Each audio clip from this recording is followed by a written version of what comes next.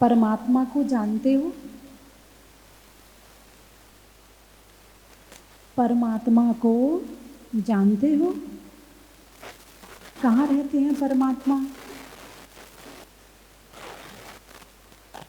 अच्छा, तुम परमात्मा हो? नहीं, परमात्मा कहाँ रहते हैं? सिद्धशिला में। धरती पे परमात्मा नहीं रहते क्या? अरिहंत भगवान परमात्मा नहीं है क्या? बोलिए ना, नमो अरिहंतारम बोलते हो ना? तो अरिहंत भगवान परमात्मा है या नहीं है?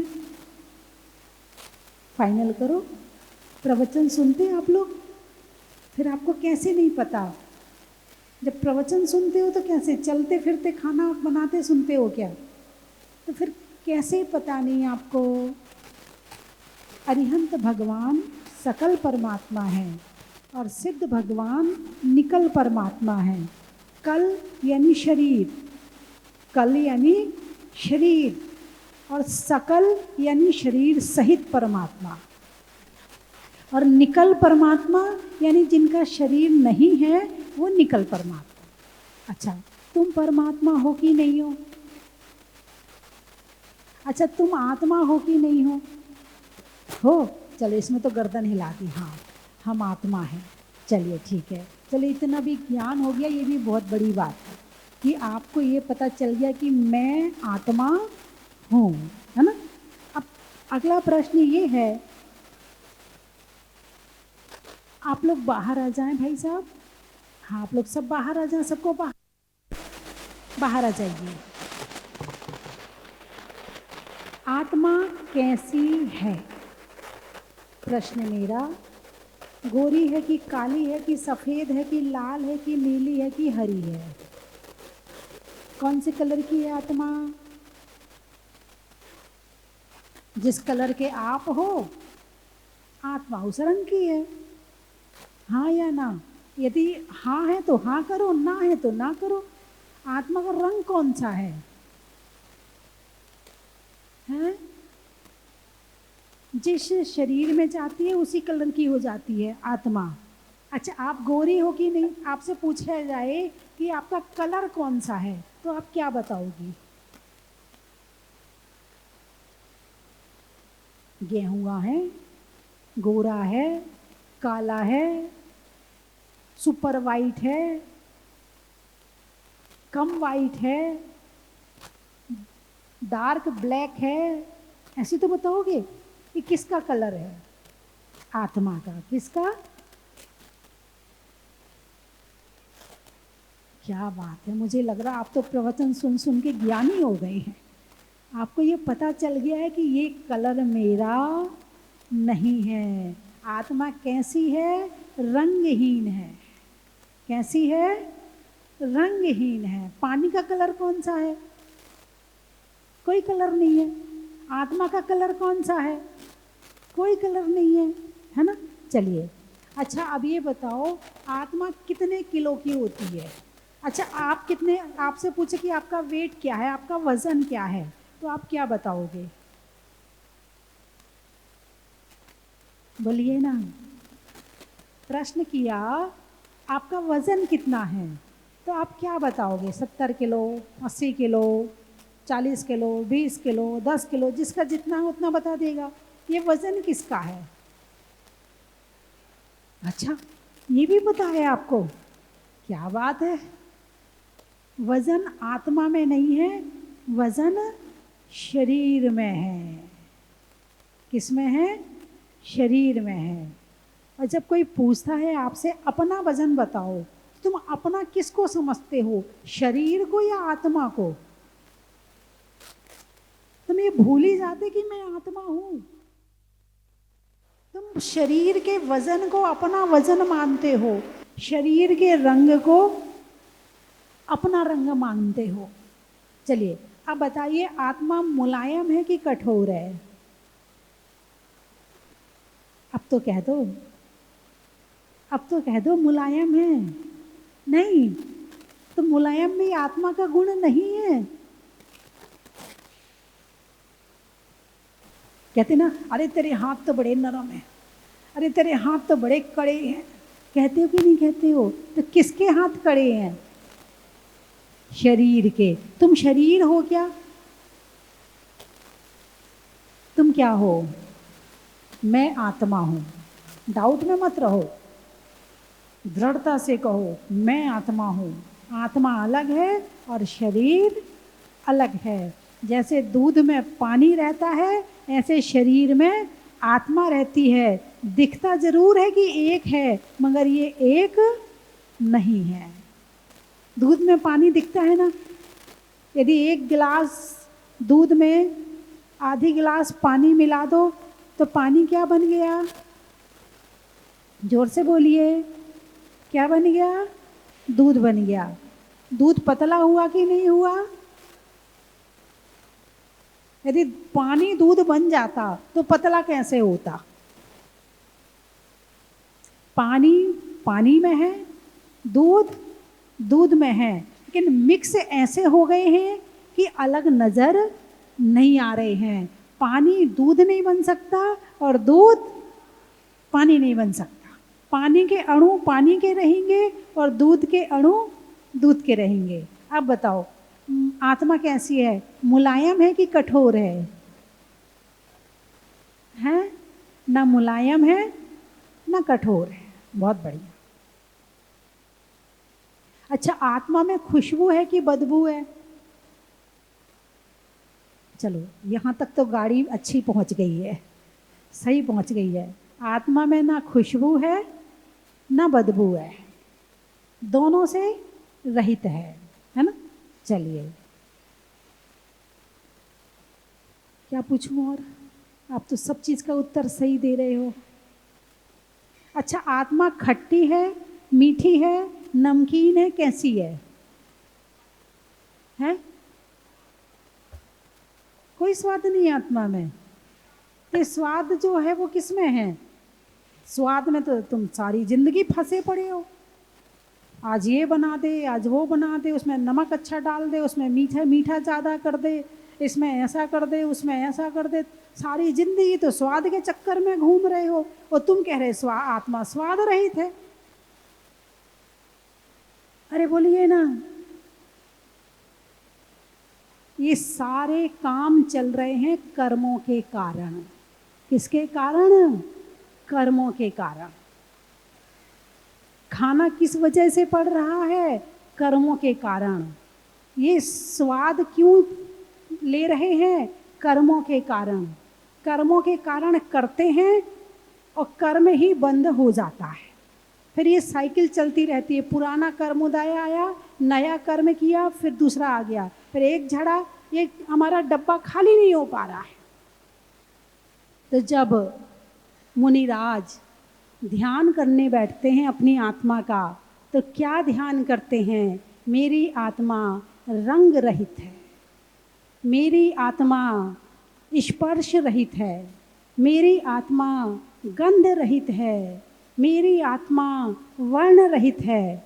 मुनिराज जब ध्यान करने बैठते हैं, अथवा आप ध्यान करने बैठो, तो इसका ध्यान किया करो कि मैं रंग रहित हूँ, मैं रूप रहित हूँ, मैं स्पर्श रहित हूँ, है ना। मैं वजन रहित हूँ, मैं मुलायम नहीं हूँ, मैं कठोर नहीं हूँ, मैं गंधहीन हूँ। इसका ध्यान किया करो। बात समझ में आई कि नहीं आई? लोग पूछते ना आत्मा का ध्यान कैसे करें। कई लोग ध्यान करना तो चाहते हैं, मगर ध्यान में क्या करें ये पता नहीं चलता उनको। तो ध्यान में बैठ के यही करना है कि मैं क्या नहीं हूँ। इससे क्या होगा? इससे रिजल्ट क्या निकलेगा? मान लो आपने 1 महीने तक अपने आत्मा के स्वरूप में मैं ऐसा नहीं हूँ ऐसा ध्यान कर लिया, उससे क्या होगा? उससे शरीर और आत्मा का भेद ज्ञान होगा। भेद ज्ञान से क्या होगा? जो खाने पीने के पीछे लड़ाइयाँ हो रही हैं, जो रंगों के पीछे लड़ाइयाँ हो रही हैं, जो स्वादों के पीछे लड़ाइयाँ हो रही हैं, है ना, जो खुशबू और बदबू के पीछे लड़ाई, दूर हट बदबू आ रही तेरे से, दूर हट बदबू आ रही, अरे वो खुशबू बहुत अच्छी, वो खरीद के लेके आ, अरे वो वाला डिओ, वो वाला परफ्यूम लेके आना, वो बहुत अच्छा होता है। अरे तो वो नहीं लाया, 10 बार का वो लाया कर, ये अपना अपना उठा के ले आता। तो जो इन सब चीज़ों के पीछे लड़ाइयाँ हो रही हैं, इन सब चीज़ों के पीछे जो कर्म बंद हो रहा है, वो होना बंद हो जाएगा। कुछ समझ में आया? क्या समझ में आया? हम इस संसार के जो इच्छाओं का जाल में हम फंसे हुए हैं, ये अच्छा लगता है, वो फेवरेट है, वो तो मेरा बहुत ज़्यादा फेवरेट है, हम तो उसके फैन हैं, वो ये जो इच्छाओं का जाल बिछा रखा ना, इस इच्छाओं के जाल से निकलने का तरीका ये ही है। मैं रंग रहित हूँ। जब रंग रहित का ज्ञान हुआ तो रंगों से दूर हटना शुरू कर दिया। जब गंध रहित का ज्ञान हुआ तो गंध से दूर हटना शुरू हो गए। जब वह रस रहित का ज्ञान हुआ तो रस से हटना दूर हो गए, है ना। तो इस तरह से धीरे धीरे इन चीज़ों से दूर होंगे तो जितनी उठापटक चल रही है, जितने झगड़े चल रहे हैं, जितनी टेंशन चल रही है, उसमें कमी आएगी। और जब उसमें कमी आएगी तो तुम्हारे दिमाग में जो इच्छाओं का जितना वजन था उसमें कमी आएगी। और जब उसके वजन में कमी आएगी तो जो डिप्रेशन, टेंशन, ओवर थिंकिंग की जो बीमारियां हैं ना, ये अपने आप कम होने लगेंगी। बात समझ में आई कि नहीं आई? कितना अच्छा रिजल्ट है। डॉक्टर के पास भी नहीं जाना, वकील के पास भी नहीं जाना, ज्योतिषी के पास भी नहीं जाना, कहीं नहीं जाना, और सुखी हो गए। सुखी होने का इलाज किसी दूसरे के पास है ही नहीं है। सुखी होने का इलाज हमारे पास ही है। दूसरा हमें सुखी कर ही नहीं सकता है। तो आत्मा का ज्ञान हो गया। आत्मा कैसी है? ठीक है, अब आगे चलते हैं। जब मुनिराज ध्यान करते हैं, एक बात और बता दूं, आत्मा का ध्यान 2 तरह से किया जाता है। एक, मैं ये नहीं हूं, और दूसरा, मैं ये हूं। हमने ये तो ज्ञान कर लिया कि मैं ये नहीं हूं, लेकिन मैं क्या हूं ये भी तो पता होना चाहिए। तो एक स्तोत्र का नाम है वीतराग स्तोत्र। शिवम शुद्ध बुद्धम परम विश्वनाथम, न देवो न बंधु न कर्ता न कर्मम, न अंगम न संगम न स्वेच्छा न कायम, चिदानंद रूपम नमो वीतरागम। न बंधौ न मोक्षौ न रागादि दोषम, न योगम न भोगम न व्याधिम न शोकम, न कोपम न मानम न माया न लोभम, चिदानंद रूपम नमो वीतरागम। न हस्तौ न पादौ, न हस्तौ न पादौ, न घ्राणम न जिह्वा, न चक्षुरुन न कर्णम, न वक्त्रम न निद्रा, न स्वामी न भृत्यो न देवो न मर्त्या, चिदानंद रूपम नमो वीतरागम। न जन्मम न मृत्युम न मोहम न चिंता, न क्षुद्रो न भीतो न कार्शम न तंद्रा, न स्वेदम न खेदम न वर्णम न मुद्रा, चिदानंद रूपम नमो वीतरागम। मैं ये नहीं हूँ, मैं ये नहीं हूँ, मैं कैसा हूँ? चिदानंद रूपम, मैं आनंद रूप हूँ। नमो वीतरागम, ऐसी वीतरागता को नमस्कार। न बालौ न वृद्धौ न तुच्छो न मूढ़ो, न स्वेदम न खेदम न वर्णम न मुद्रा, चिदानंद रूपम नमो वीतरागम। नाद्यम न मध्यम न अंतम न चान्यत, न द्रव्यम न क्षेत्रम न कालो न भावा, न शिष्यो न गुरु न हीनम न दीनम, चिदानंद रूपम नमो वीतरागम। आपके मोबाइल में होगा, निकाल लेना, रोज दिन में एक बार उसको चालू कर लो और आंख बंद करके सुन लो उसको। बस आपका ध्यान हो गया। चलो आपको खुद को नहीं आ रहा है, कोई बात नहीं, मोबाइल तो है ना आपके पास में, अरे बोलिए ना। तो मोबाइल में वीतराग स्तोत्र सर्च कर लेना, और सर्च करके उसे सेव भी कर लेना। और सेव करके, कई बार नेटवर्क खराब हो, फिर मन करे कि ध्यान करना है, तो सेव रहेगा तो आप ध्यान तो कर सकते हैं ना, हैं। तो आप उसका ध्यान करना। किसका?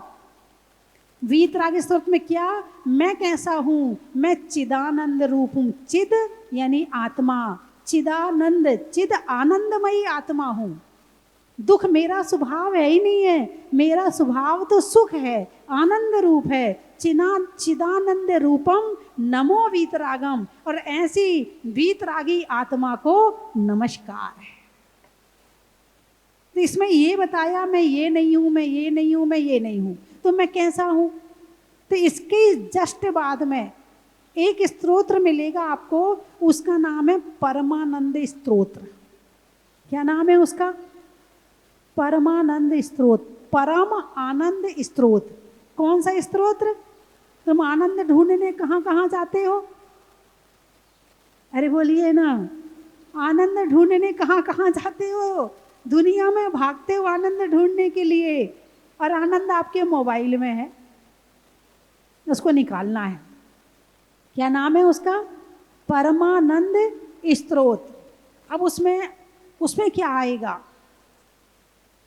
उसमें परम आनंद की बात आएगी।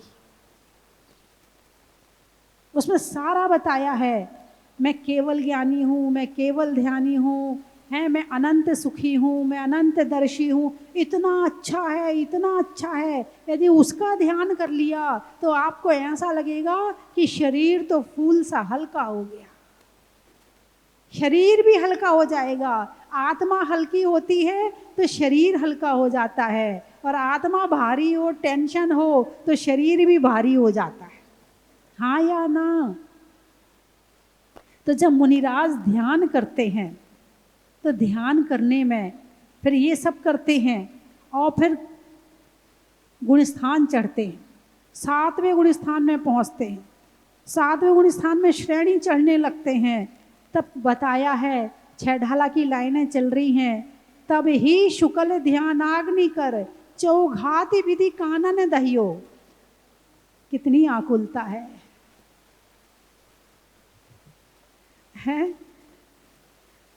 आकुलता ही दुख है। दुख क्या है? आकुलता। और सुख क्या है? निराकुलता। शांति से, जहां बिल्कुल कोई विकल्प ना हो, उसका नाम है सुख, और जहां विकल्प ही विकल्प हो, उसका नाम है दुख। सुख और दुख की परिभाषा एक ही है, दूसरी नहीं है। अभी आपको क्या मिल रहा? सुख मिल रहा, नहीं मिल रहा? और अभी दिमाग में एक कोई आकुलता आ जाए, क्या होगा? क्या होगा? कुछ ना कुछ उठापटक शुरू हो जाएगी, और दिमाग में उठापटक होगा तो शरीर भी उठापटक करेगा फिर, है ना? तो तब ही शुक्ल ध्यानाग्नि कर, 7वें गुणस्थान में जैसे ही चढ़ते हैं, 8वें में पहुंचे, 9वें में पहुंचे, 10वें में पहुंचे, और 4 घातिया रूपी कर्मों का जंगल जला दिया। किससे? ध्यान से। किससे? ध्यान से। ध्यान से क्या होता है?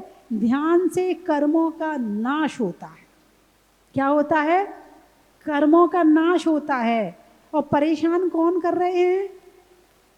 पड़ोसी परेशान कर रहा है, सास परेशान कर रही है, बहू परेशान कर रही है, ग्राहक परेशान कर रहा है। कौन परेशान कर रहा है?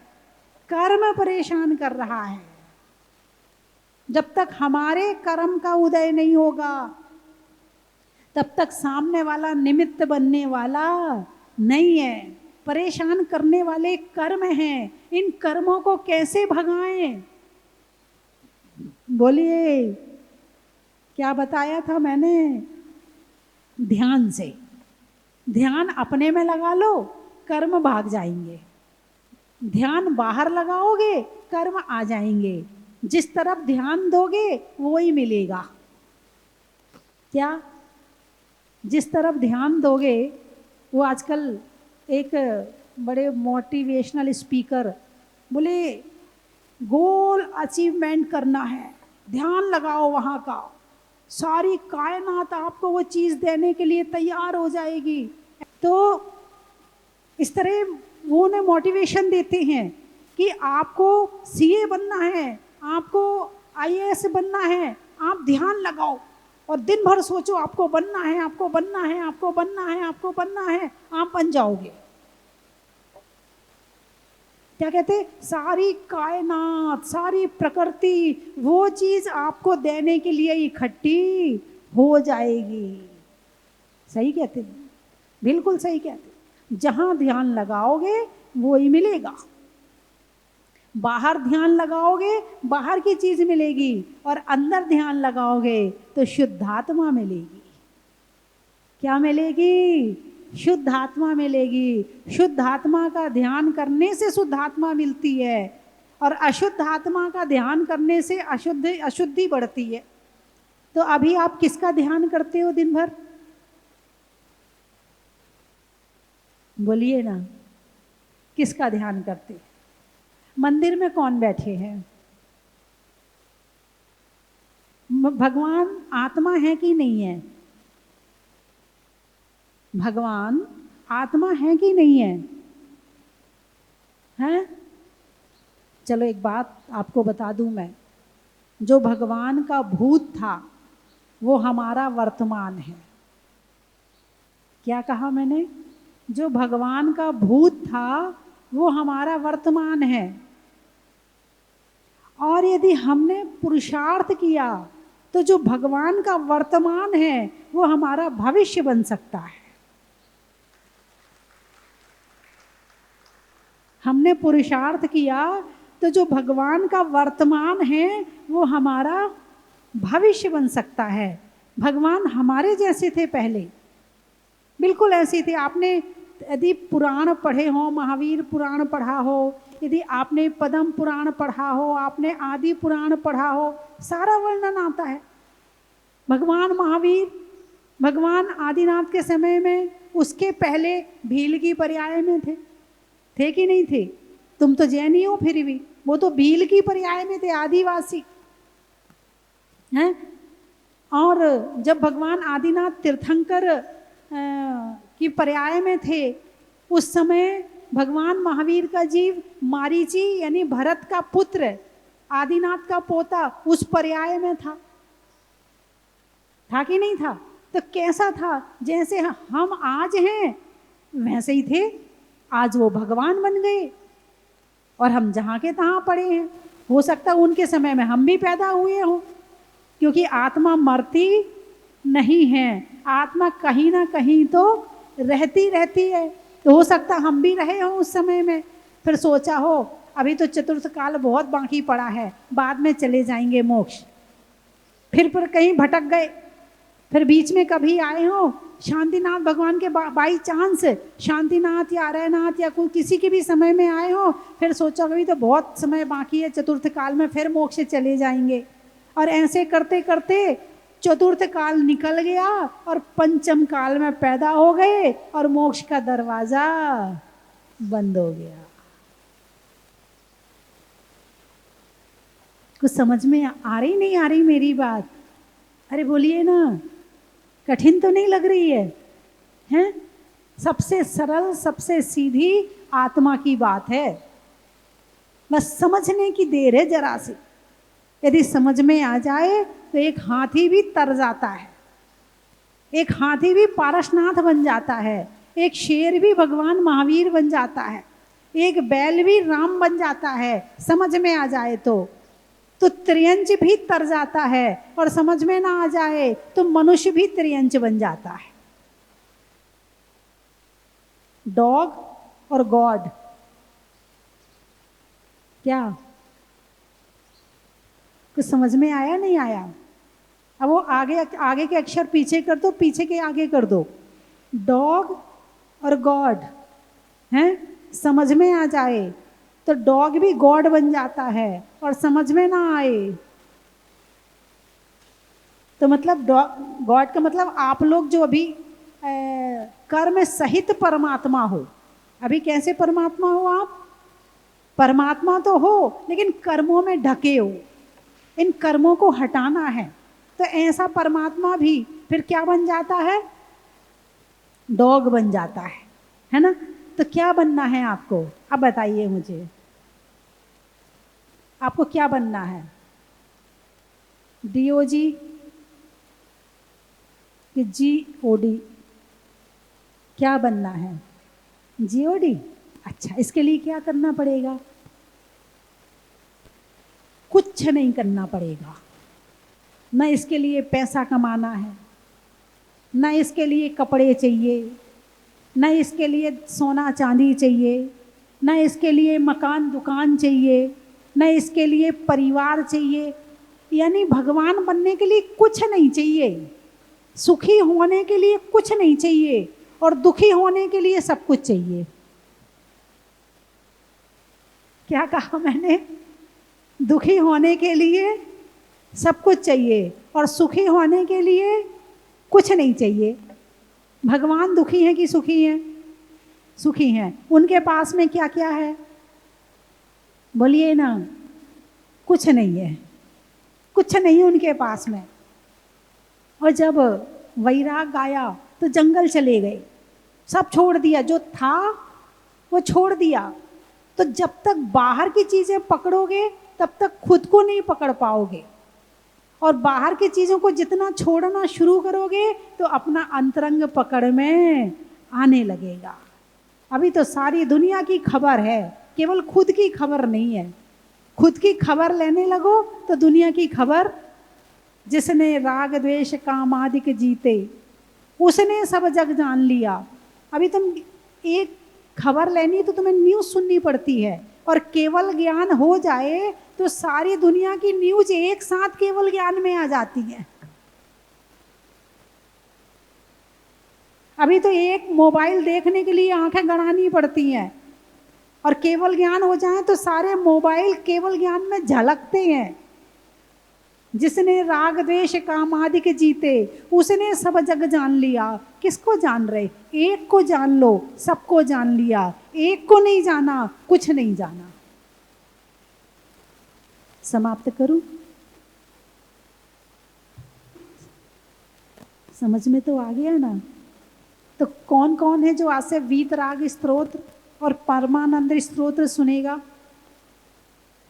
हाँ, हाथ उठाकर बता दो मुझे, कौन कौन वीतराग स्तोत्र परमानंद स्तोत्र गाड़ी में जाओ, सफर में रहो, कहीं भी सुन लो। मैं ये नहीं कह रही कि आप एक कहीं मतलब एक जगह बैठ के ही सुनना, नहीं, कहीं भी ध्यान वहाँ होना चाहिए। जो टीवी में देख रहे वो भी हाथ उठा लें। हिंदी में मात्रा का, स्कूल में छात्रा का, आज आपकी जहाजपुर की यात्रा का, मिलने में मित्र का,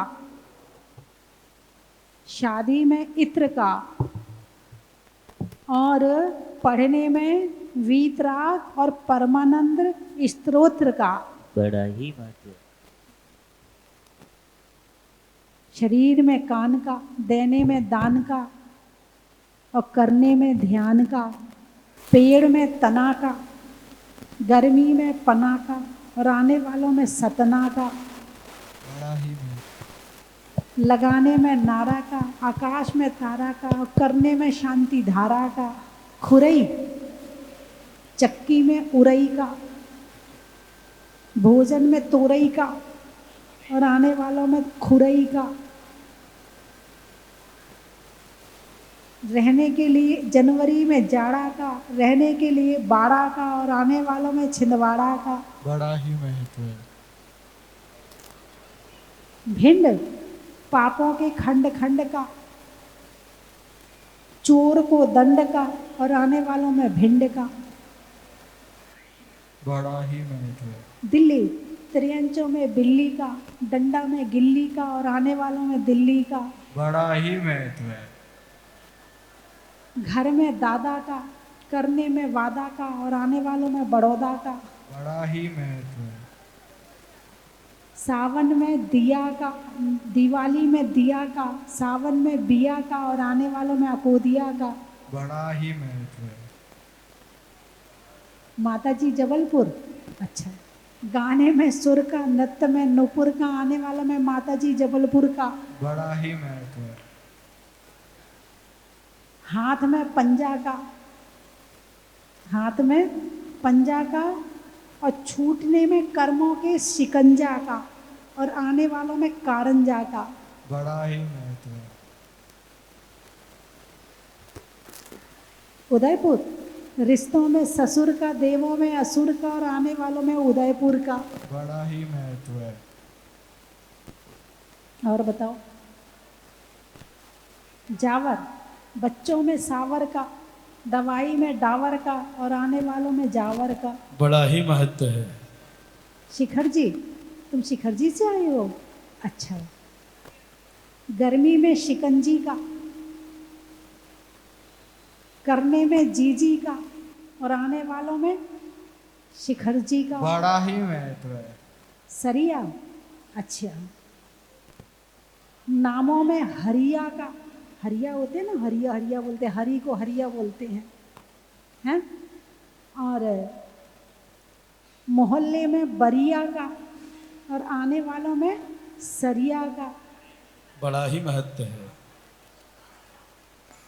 राणापुर, पशुओं में खुर का, गाने में सुर का और आने वालों में राणापुर का। बड़ा ही महत्व है। जोर से बोलो। आसाम, सुबह के बाद शाम का, सिर दर्द में बाम का, करने में राम राम का, व्यापारियों में दाम का, लेने में प्रभु नाम का, करने में अच्छे काम का और आने वालों में आसाम का। बड़ा ही। राम की सिया का, काम में अच्छा किया का और आने वालों में परासिया का। बड़ा ही महत्व है।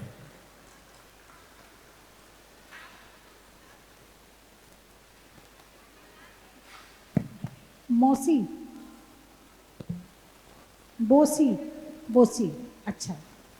राजा में दासी का, नहीं आने में खांसी का और आने वालों में मंदारगिर बोसी का। बड़ा। जेब में नोट का, नेता में वोट का और आने वालों में बढ़ोत का। बड़ा ही महत्व है। पथरिया, दिवाली में दिया का, नामों में रिया का और आने वालों में पथरिया का। बड़ा ही महत्व है। जय जिनेंद्र बंधुओं, मैं आपको सादर आमंत्रित कर रहा हूं आने वाली 23 अगस्त को। एक विशेष संयोग है शनिवार और अमावस्या का। मुनि सतनाथ भगवान के पावन चरणों में शनि अमावस मेले पर आप पधारें और भूगर्भ से प्रकटित अतिशयकारी मुनि सतनाथ भगवान का परम पूजनीय भारत गौरव गण्य आर्य का स्वस्ति भूषण माता जी की सत्संग पावन सानिध्य में अभिषेक करें, शांति धारा करें।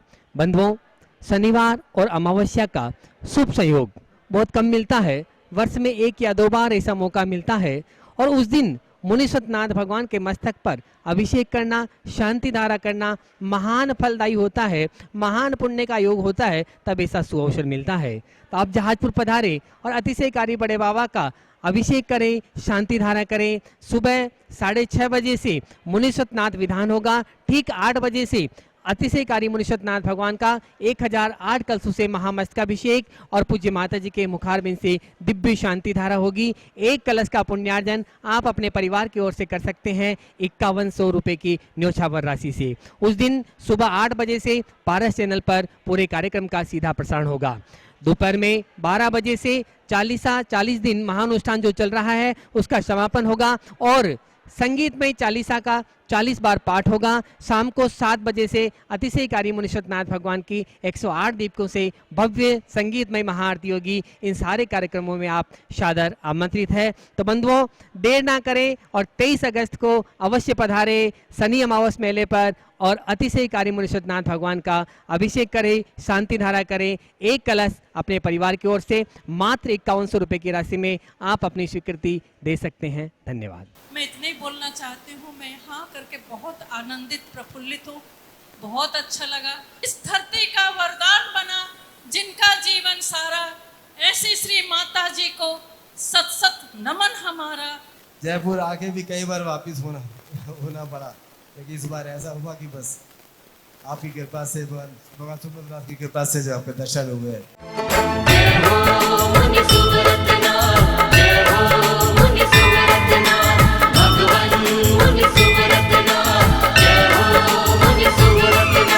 स्वस्ति धाम में श्री मुनि सुब्रतनाथ ने अतिशय दिखाया है।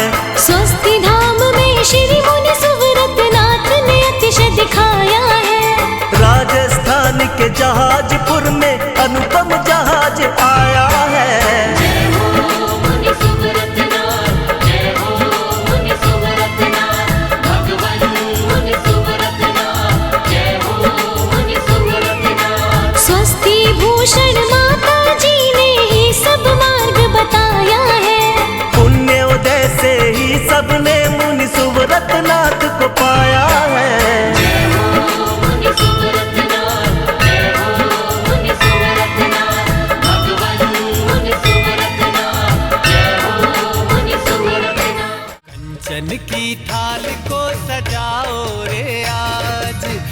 नैनों की थाल को भर लाओ रे आज, आओ आओ करे रे गुणगान आरती भगवन की, आओ आओ करे गुणगान आरती भगवन की, आओ आओ करे रे गुणगान आरती भगवन की।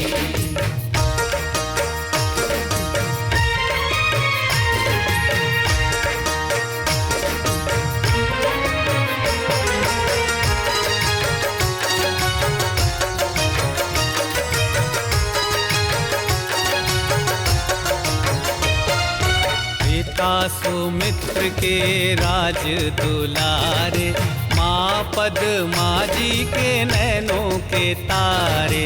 पिता सुमित्र के राज दुलारे, माँ पद्मा जी के नैनों के तारे। राजगृही में जन्म लियो आप, राजगृही में जन्म लियो आप, आओ आओ मनाए खुशी आज आरती भगवन की, आओ आओ करे गुणगान आरती भगवन की।